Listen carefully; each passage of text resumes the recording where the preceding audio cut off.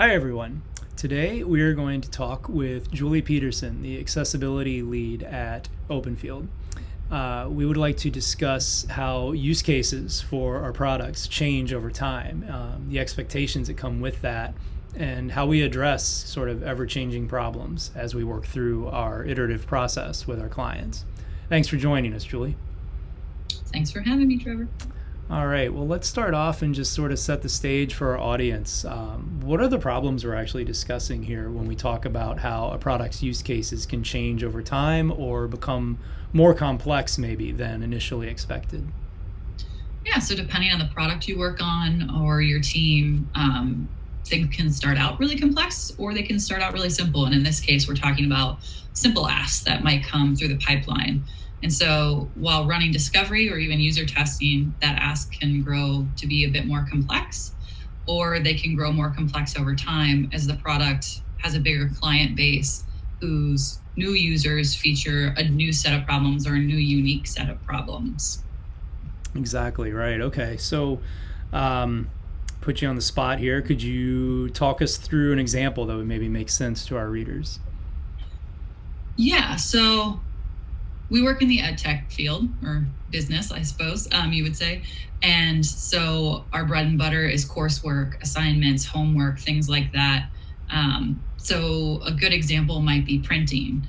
And that might start off with something as small as an instructor wanting to print a single question from the test bank or from an assignment. And that could start to get more complex. It could, for a number of reasons, based on obviously your user testing or assumptions that your team makes as they're doing discovery.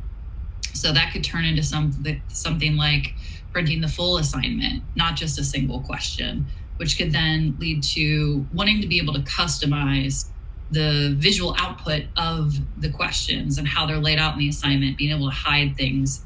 So creating more customization for your customers. And that could grow to, well, now instructors have this power. They want their students to have this power because students might run into things like internet issues, and being able to print assignments or print questions would allow them to work offline in the event that they don't have an internet connection. Or they just might want them to print them off to do the work with pen and paper and then submit their final responses through the online homework system.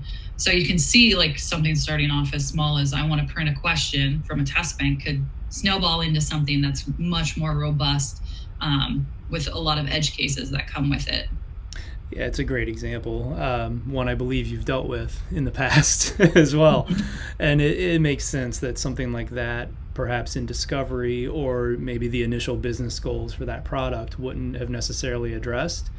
Maybe I could imagine even sought to eliminate, but then the users make an articulated case for it, and suddenly you're kind of chasing down that rabbit hole. And that's when the UX process itself, I think, is most powerful, because that's what we say it's for, right? Is to allow these new needs to come up, allow the user's voice to come through, and to some degree, drive how we prioritize what a product should be within the lanes in which that product wants to swim to begin with.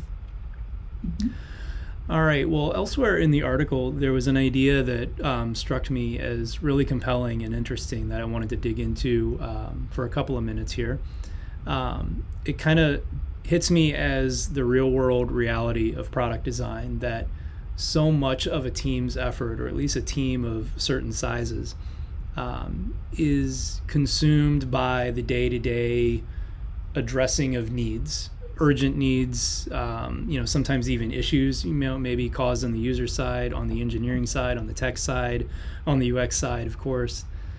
Just putting out fires, like that can become the roadmap for a few weeks sometimes. However, it's obvious that in the fast-paced market and competitive nature of EdTech, or any digital product for that matter, you have to stay innovative and find ways to be ahead of the curve, ahead of the market, ahead of your users. How do we go about balancing that reality of expecting to, work through roadmaps that are addressing needs of, say, the prior release, while baking in the time and the ability to think ahead and be innovative. Yeah, I guess if we reflect on that example I just gave above, we could expand that discovery effort to allow for that time to figure out the unarticulated needs of your clients. Because like you said, we can get really articulate needs via customer feedback and support, and talking to our product owners. But without doing discovery and testing, you're not going to be able to unearth those unarticulated needs. So while the initial business requirement might be to support instructors printing single questions, go through that process of talking to them, because you might unearth all those assumptions that we created in that very specific example. And what could end up happening is you could build something that is simple now, but can support and scale for all those use cases. And it also allows you, like you said, time for innovation. Is there a unique way to do this? Can you look at the market and see what everyone else is doing and try and do something better? Try and innovate in your space if you can, and allowing yourself to really stick to that business vision, because you should have a stance on your product. You shouldn't let it just continue to snowball into this massive thing that has all these edge cases and dependencies. Like that's not good for anybody. It just makes it more complex to sustain and for your users to use. No, that's a great point to conclude with. I think that, yeah, we have to be cognizant of use cases changing, pivots introducing themselves to us, users' voice and needs and desires sometimes, just evolving over time.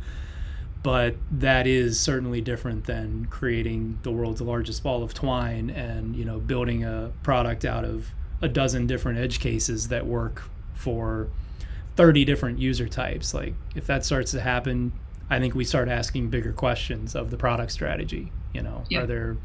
Are there additional product opportunities for one, or any number of other solutions we could land on? Mm-hmm. Exactly. It's great. All right. Well, let's close out with that. And thanks a lot for answering the questions and talking to us a little bit more about your article. Really appreciate it. Anytime.